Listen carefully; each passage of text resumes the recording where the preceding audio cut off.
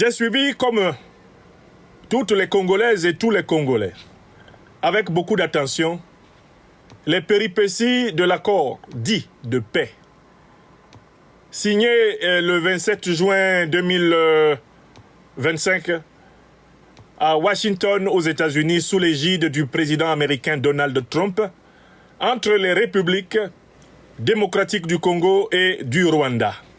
Ayant, par la suite, pris la peine d'éplucher le texte de l'accord que les États-Unis d'Amérique ont fait signer entre la République démocratique du Congo et le Rwanda, j'ai maintenant le recul analytique nécessaire pour démontrer, c'est l'objectif de cette émission, et c'est la thèse que je défends, que cet accord ne peut pas marcher.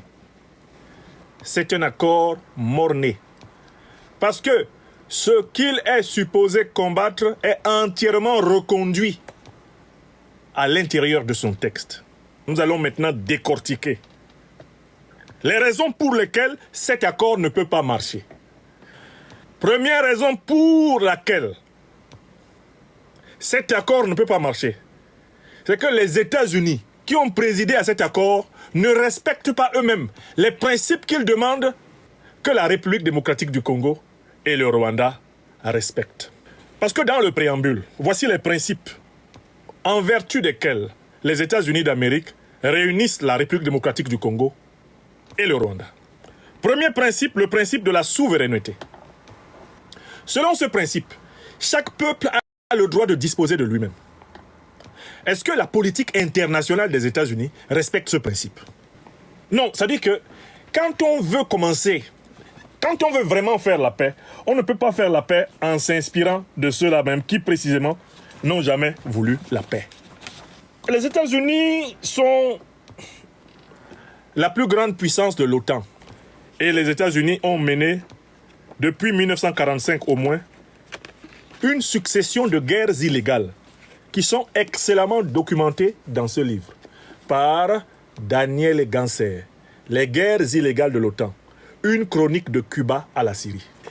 Qui peut croire qu'une puissance qui mène des guerres illégales comme celle-là va faire respecter le principe de souveraineté à d'autres puissances? Dis-moi ce que tu fais, je te dirai ce que vaut ce que tu dis. On n'est pas ce qu'on dit, on est ce qu'on fait. Qui peut sérieusement croire que les États-Unis d'Amérique vont faire respecter le principe de souveraineté et d'intégrité territoriale, l'unité nationale et le règlement pacifique des différends, la reconnaissance des actes de l'ONU, de l'Union africaine, de la SADC, et puis le principe de négociation entre la RDC, AFC et M23.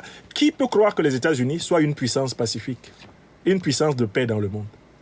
Donc, la première raison pour laquelle cet accord de paix ne peut pas marcher, c'est que les États-Unis qui ont présidé à cet accord ne sont pas une puissance de paix.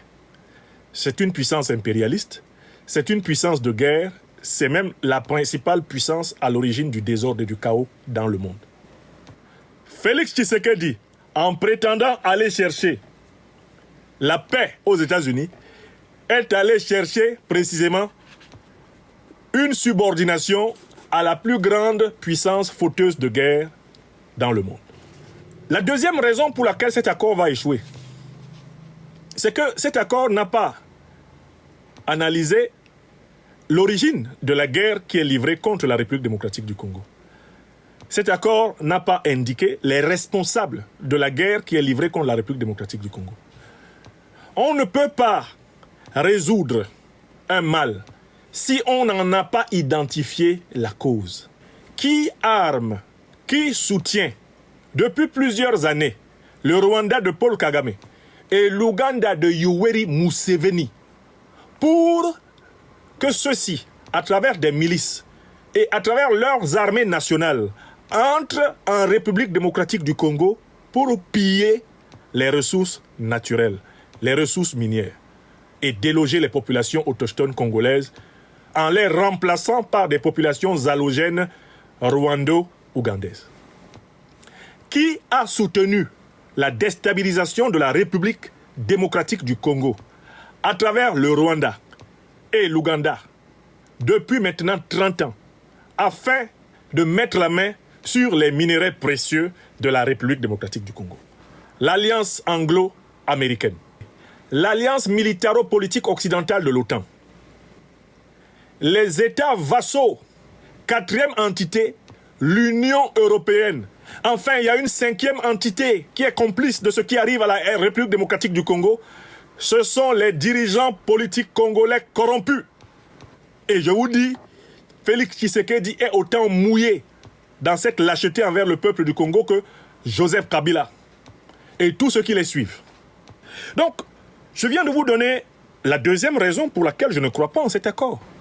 Parce qu'en fait, les véritables fauteurs de troubles, ceux qui sont à l'origine de la guerre que le peuple congolais subit, des millions de morts que le peuple congolais a payés, ce sont ceux-là qui prétendent lui donner la paix.